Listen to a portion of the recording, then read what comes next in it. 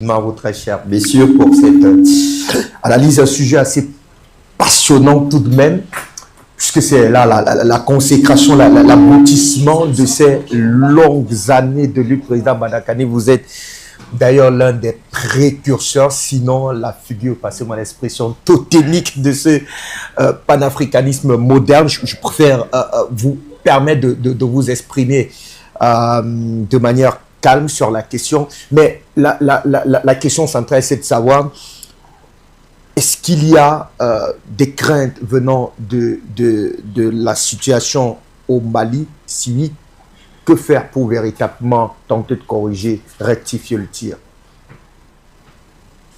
Fabrice, je veux prendre de la hauteur. Pour ça, Belek a dit qu'il savait ce que je veux dire. Je veux prendre de la hauteur. Vous riez, mais je suis très sérieux. C'est quand même violent sur un plateau. Vous pouvez nous dire que lui défend le RS. En supposant que nous, on ne défend pas le RS. Moi, je ne peux pas continuer dans un tel contexte à entrer dans ce cas de micmac. Moi, je vais me prendre rendez-vous avec l'histoire. Je vais me prendre rendez-vous dans quelques mois.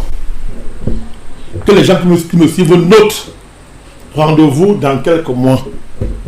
À ce moment-là, je veux prendre la parole. Je veux parler du Mali. Bien sûr.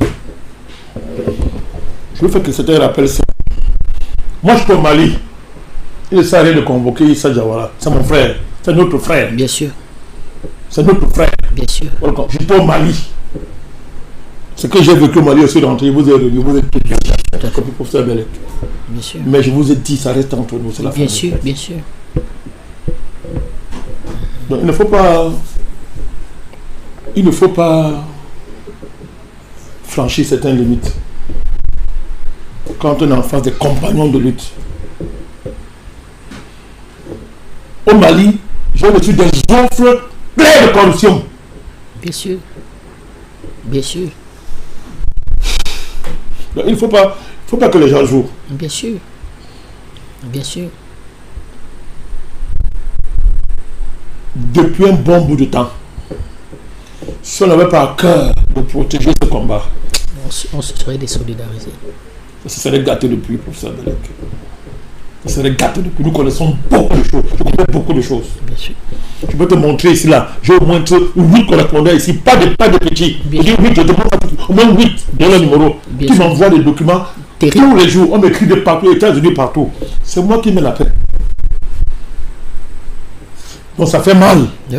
Ça fait mal d'entendre ça. Non, bien pour sûr. le venant de toi. Bien sûr, président. Ça fait mal. Bien sûr.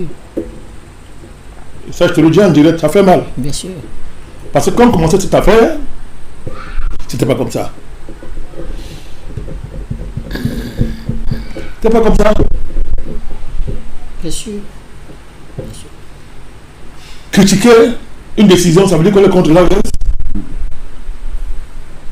Analyser une situation qui est inquiétante, ça veut dire qu'on est contre la reste.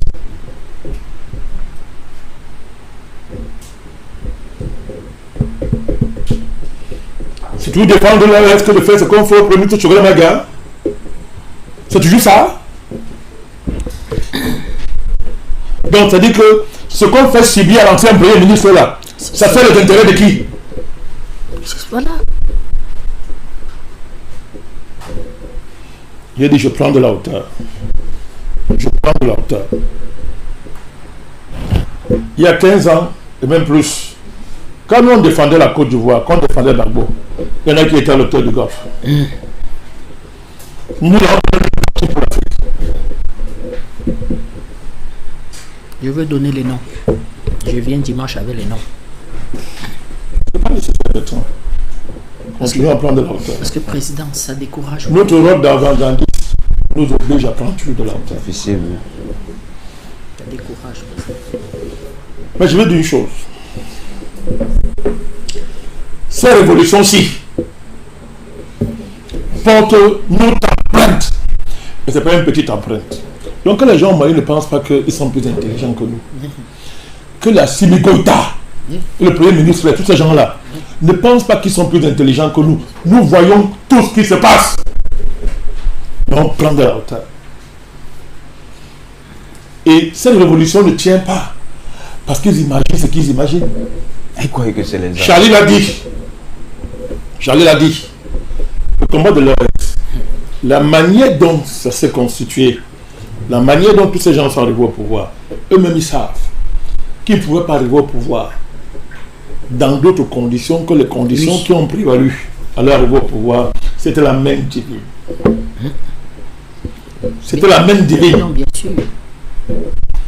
Quand on pensait la faire il y a 15 ans, si Dieu ne l'avait pas protégé, aucun de nous ne serait vivant aujourd'hui. Et que les gens fassent attention. Parce que nous, on sait convoquer le Dieu là quand c'est nécessaire.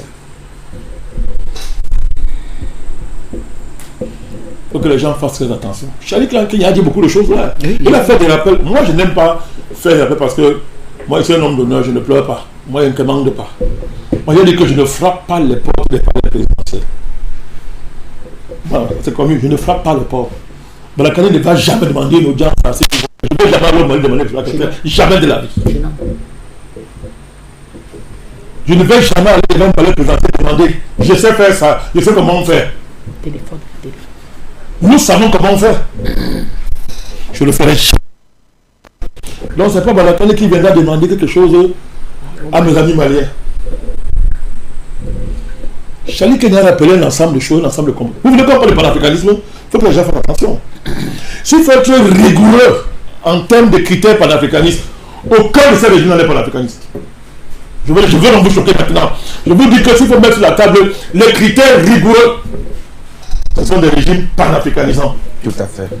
Tous ces régimes sont des régimes panafricanisants.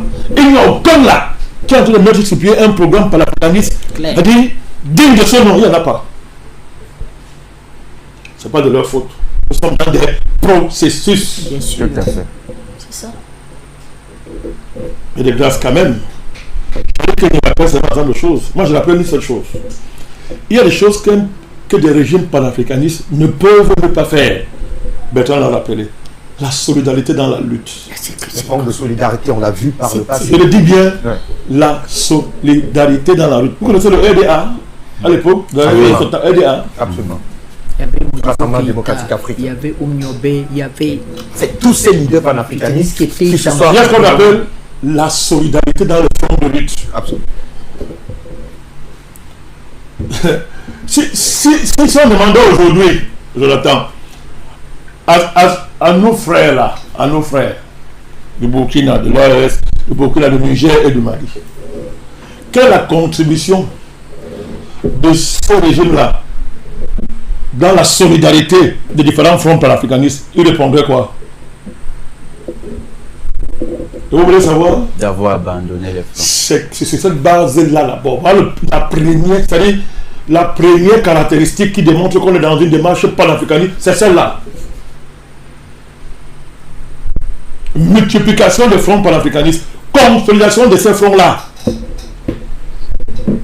Charlie qui a dit beaucoup de choses sur lesquelles moi je ne peux pas parler comme ça, et vous savez, moi je ne parle pas comme ça, parce que moi je ne demande, je dis, non, quand même, hein, quand on commence le combat, il n'y avait aucun de ces régimes-là. Il ne faut pas que les gens fassent dire certaines choses qu'on n'a pas envie de dire.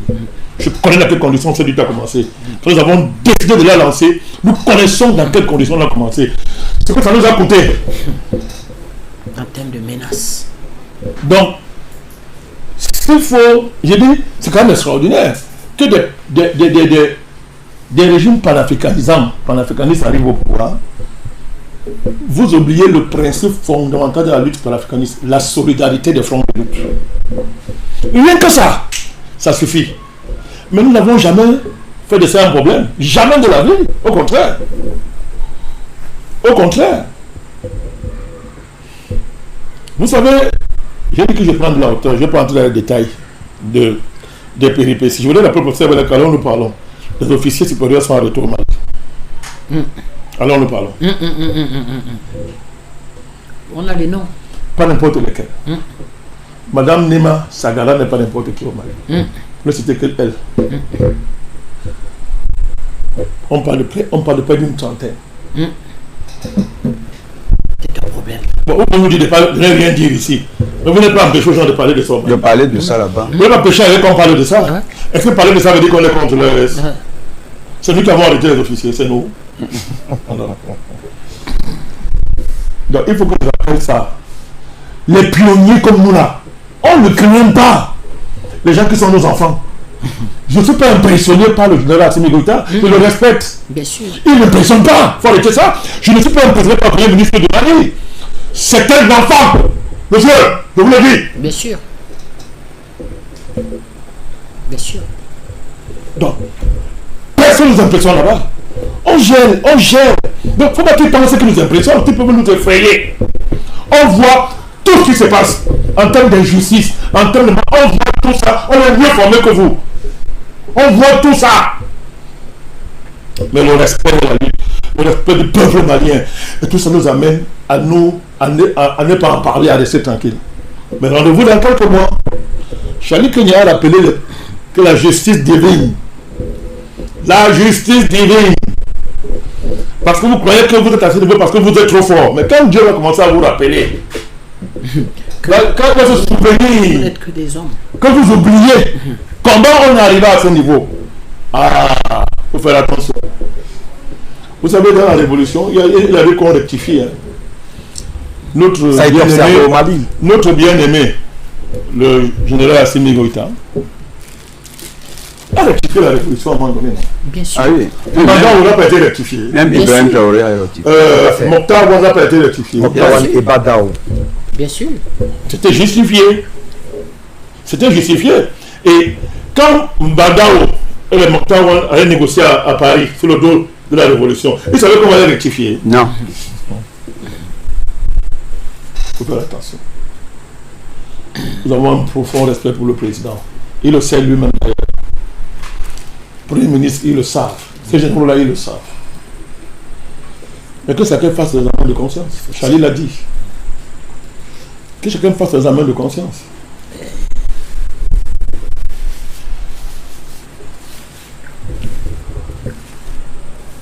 On peut dire tout ce qu'on veut de Choguel Maïga, l'ancien premier ministre.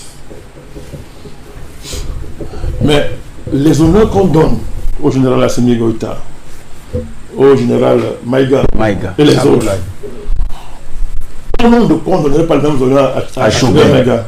Qu'est-ce qu'ils ont fait de plus que lui?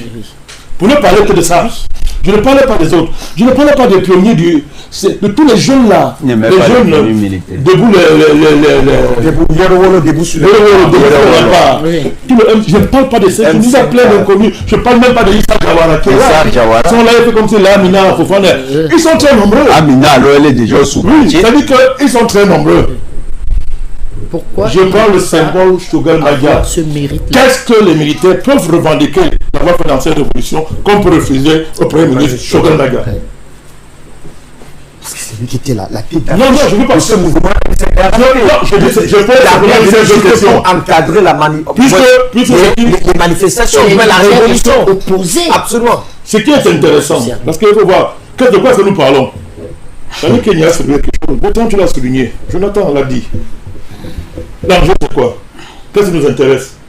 On est en train de parler, c'est pourquoi? Parce qu'on veut être reçu. Non. Parce qu'on veut quoi? Le bien. Quand je vais rentrer chez moi là, monsieur, Bertrand me le dit tous les jours. Hein. Beaucoup de gens savent pas qui est le président Mandakani.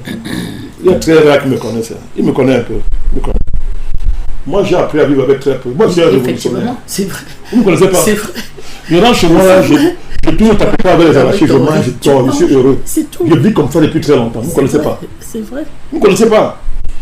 Donc, vraiment, croire qu'il y a quelque chose à être reçu dans un palais présidentiel, ça n'importe les autres. Moi, ça me fait rire. Quand je me fous avec un président, il m'apporte quoi? Nous parlons de cette affaire parce qu'il y a des enjeux. Il y a des enjeux. Il y a des contraintes, oui. Mais est-ce qu'on a des contraintes à faire la révolution? Quand on fait des compromis, mais un compromis n'est pas une compromission. Mais quand on s'interroge sur les perspectives de la révolution, quand on sait que d'abord au plan interne et stratégique, les militaires ont tendance à oublier que c'est sur au moins deux piliers que ces révolutions sont fondées et qu'il faut toujours marcher sur les deux piliers et ne pas faiblir un au détriment de l'autre. Je pense seulement de ça. Quand on commence à voir qu'on oublie ça, on va se taire. C'est un péril pour la révolution, c'est un péril pour l'Afrique, c'est un péril même pour ces militaires. Oui.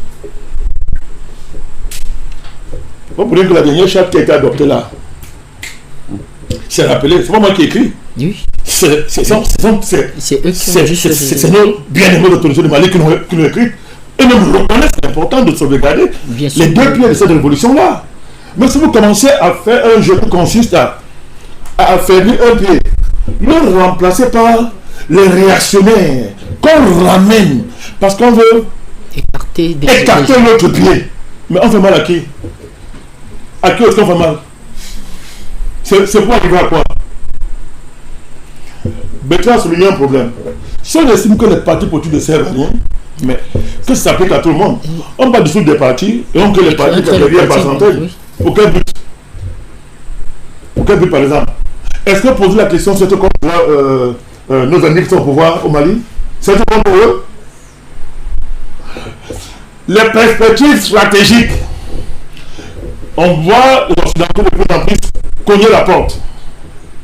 On connaît la manœuvre de la France. On connaît. Je connais Barkhane, c'est à quel niveau la France est infiltrée là. Moi je sais. Non, la France est là. La France est là. La France est là. La France est là. Mais nous savons qu'elle sera neutralisée. Parce que nous connaissons les profondeurs de cette révolution. Mais nous connaissons à quel niveau elle est infiltrée. Ça se voit. Et il faut être un génie pour voir. Mais interroger les perspectives, les options stratégiques, ça va un problème avec le général Assimi Goïta.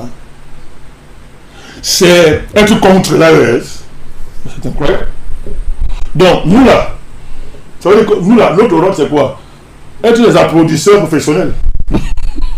Notre rôle donc c'est être là seulement pour applaudir le général Assimi Goïta, applaudir le premier ministre Maïta et les 5 généraux. C'est ça notre rôle?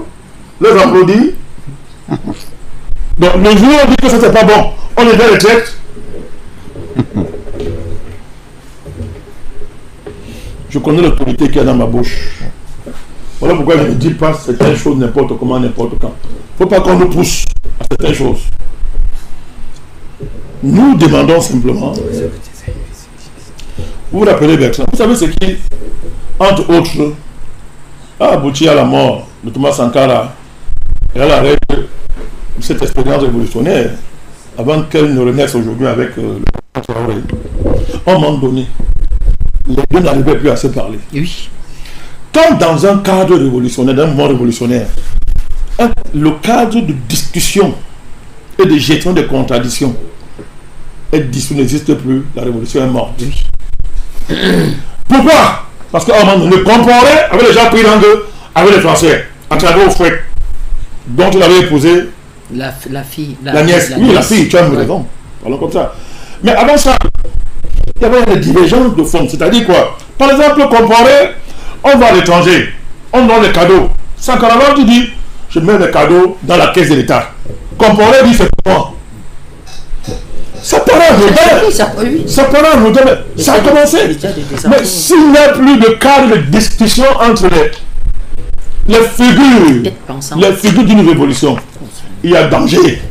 Nous disons ceci. On n'est pas ici pour élever Shogun Maga au niveau, je ne sais pas quoi, d'un petit dieu. Non. Asseyez-vous, discutez. Aussi simple. Maintenant le cadre de discussion. C'est tout. Vous l'avez fait, il est faible maintenant. C'est pour le bonheur de la lutte. Et les gens vont voir. Bien sûr. Ce qui se passe. Mais que de vous voir comment est-ce que vous voulez nous démontrer aujourd'hui que c'est un voleur, il a pillé les caisses de l'État, c'est un traître. Et ça, il faut qu'on se taise parce que notre père a suivi et les autres. Quand l'enquête incrimine 2 personnes proches du Premier ministre actuel, il faut qu'on se taise. Le patron des renseignements dit arrêtez Choguel. C'est quel des gens d'enquête? C'est incroyable, mais arrêtez-le si vous voulez. Arrêtez-le. Arrêtez-le. Arrêtez-le. Mais si la révolution tombe au Mali, elle va naître ailleurs. Vous avez rassuré qu'elle ne tombera pas. Je dis que non, il ne faut pas qu'on fasse le chantage aux gens. Il y a un chantage que oui. Vous n'avez pas le choix, taisez-vous. D'ailleurs, vous devez seulement de nous soutenir parce que vous avez intérêt que la révolution ne tombe pas ici. Qu'elle tombe! Il ne faut pas énerver les gens. Qu'elle tombe! Elle naîtra ailleurs aussitôt. Il ne faut pas le chantage à Dieu. Il ne faut pas oublier d'où on vient dans la vie. Mais c'est clair. Il ne faut pas oublier d'où on vient dans la vie. Non, c'est clair. Donc, mais rassemblez-vous, c'est la divergence. Asseyez-vous, parlez. Que le président prenne sa responsabilité, il réunit les gens, parlez entre vous. Il ne peut pas recevoir. On ne va pas être au courant de ça. Si seulement si quelqu'un a fait une chose de grave, ok, on va soutenir la démarche. Mais c'est comme en Côte d'Ivoire, tout à l'heure on parlait de la Côte d'Ivoire. J'ai dit que je me tais parce que je peux regarder certaines choses, je me tais. Tu es très énervé, je sais. Non, je me tais. Parce que vous trouvez normal qu'aujourd'hui, on dit que Don Melo c'est un traître. C'est sérieux. Vraiment. Et la direction du parti Que c'est un traître. valide ça. Ça veut dire que quelqu'un fait un truc aujourd'hui, vous oubliez 40 ans de combat, tout ce qu'il a fait, c'est un traître. C'est un traître. Bon, j'ai dit, c'est-à-dire, le débat n'est pas possible dans de telles conditions. Et après, on a surpris des patins, c'était un résultat. Mais pourquoi nous, on a pris de l'auteur ici, le président Gbagbo, mais les gens, ça me font rire. On ne craint pas les gens. Hein. Et oui. On ne craint pas les gens. Oui. Le président Gbagbo n'est pas le dieu de Bandakani. Non. Et les panafricanistes, il faut faire attention. Quand le président est rentré a été libéré, nous, le compas, ça a été quoi? Il les a athées. Non. Une humiliation terrible. En direct. Nous sommes venus, on a dit, c'est notre père. Et les sons faits. C'est notre père. Je me rappelle à cette réunion, président, Comment j'ai pesé? même en désaccord. On était tous en désaccord contre Nous toi. avons pesé pour dire non. Contre toi. C'est notre père. On passe dessus, on avance.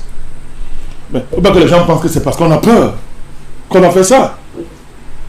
Quand il y a la crise avec Maman Simone, notre maman là, quelle est notre position? On a dit, on ne gère pas les contradictions comme ça en politique. Pas comme ça qu'on gère. Surtout quand dans un combat, comme ce qu'on a fait de faire en Côte d'Ivoire. On gère pas les contradictions comme ça. Donc on n'est pas à finir de ça. Comment? C'est pas possible. Maman Simone, c'est pas une femme de la rue. De la rue. Et puisqu'après vous allez encore vous retrouver. Vous allez encore obligé de vous retrouver. Ah oui. La gestion des contradictions, mes frères. On ne peut pas accepter ça. Il faut, les révolutionnaires savent gérer les contradictions. J'ai été président de Mandela. Tout jeune. Personne ne connaît cette partie mieux que moi. Vous m'avez entendu un jour parler de Mandela? Jamais. Non, avec-vous. Non. Jamais. Pourquoi? Il faut savoir gérer les contradictions. Donc, s'il y a les débats de fond, il ne faut pas qu'on masque ça derrière les affaires de tournement. C'est le débat de fond, dans les orientations qu'on a de vouloir donner à la révolution, qu'on débatte. Quelqu'un est minoritaire, il va sur la majorité, mais qu'on débatte. Vous en avez plusieurs rondes de concertation au Mali. Pourquoi est-ce que le vrai débat sont les orientations de la lutte? Voilà le vrai débat. Pourquoi comment que ça derrière? Le premier ministre Baga, depuis les articles, lisez ces articles, il pose des problèmes clairs, il ne se cache pas. Il n'est pas le seul à le faire. Allez voir ce que nous avons fait aux États-Unis, les frères maliens. En Italie, partout. Les gens, on pose des problèmes sur le vrai débat, c'est les orientations qu'on est en train de faire pendant la lutte. Voilà le débat. Il faut s'asseoir, débattre de ça. Mais les gens ne veulent pas. Les gens sont avec les Marocains, ils sont en train d'avancer avec eux. Alors, donc, je dis que si les gens même s'orientent avec les Marocains, débattez. Oui. Le cadre de la débattez avec les gens. Le débat est là. Donc, nous on prend encore de la hauteur. Moi je demande, Jonathan, ne courons pas. Ne courons pas. Prenons de la hauteur. D'ici quelques mois. Parce que les gens peuvent se cacher devant les hommes, mais pas devant Dieu. Pas devant Dieu. Nous on voit tout ça. Tous ces financiers qui tournent de leur valise, je les connais. Je connais tout ça. Les réunions qu'on va faire à Crans Montana. On connaît tout ça. On sait ce qu'il y a derrière Crans Montana. On connaît tout ça. On connaît tout ça. Mais de grâce, respectons-nous, Fabrice. D'accord. C'est-à-dire quoi? Je le dis encore. Vous sortiez, président. Discutons. Ouais. Discutez que les différents groupes qui ont porté cette lutte, les militaires ont fait du bon travail. Le mouvement M5, le Volo debout les rapports, on fait du bon travail. Ils se connaissent. Réunissez-vous, discutez. D'accord. Je ne vois pas la raison aujourd'hui qui peut justifier que d'un côté, on veut aller aux élections en marginalisant les autres. Si vous allez aux élections, allez-vous tous aux élections. Allez-vous tous. Vous avez le pouvoir ensemble, allez-vous tous. Sinon, ça voudrait dire qu'on est dans l'incapacité de gérer les contradictions et on masque ça derrière les manœuvres. Et ça serait de l'incompétence politique. Aucune force au monde Vous regardez la caméra présente. ne peut déstabiliser le panafricanisme. Il y a des gens qui payent un prix en secret terrible. Pas toujours des gens comme Roménie là. Il y a des gens qui payent un prix en secret terrible. Et les forces qui portent ce mouvement les connaissent. Que les gens fassent attention. Merci. Bazoum s'est amusé comme ça un temps. Bazoum. Pour prendre seulement son exemple. Il a fallu une seule parole. Il n'est pas le seul. Damiba est arrivé à faire cette histoire qu'il faisait là. Une parole a suffi. Le pouvoir n'est pas toujours où on croit. Le pouvoir n'est pas toujours où on croit. Que les gens fassent attention. D'accord.